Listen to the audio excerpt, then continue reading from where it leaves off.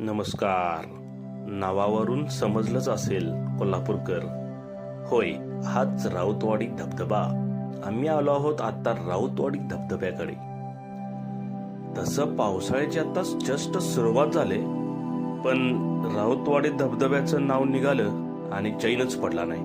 मग काय, मारला गाडीला स्टार्टर आणि निघालो आणि डायरेक्ट राऊतवाडी धबधबा. बरोबर, आता तुम्ही बघताय तो राऊतवाडीकडे जाणारा हा मार्ग. साधा सोपा सरळ पायऱ्यांचा मार्ग. ह्या पायऱ्यावरून असं सुसाट पळत जायचं. पडत नाही, काही होत नाही. ते डायरेक्ट धबधब्याच्या समोर. होय, आणि हा बघताय तो राऊतवाडी धबधब्याचा नजारा.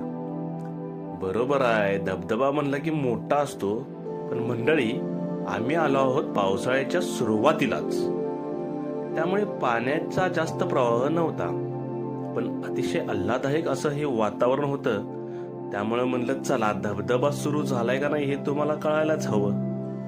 मग काय, आलो आणि हा नजारा टिपायला लागलो. आता नजारा घेतलाच आहे तर म्हणलं तुम्हाला दाखवलाच पाहिजे.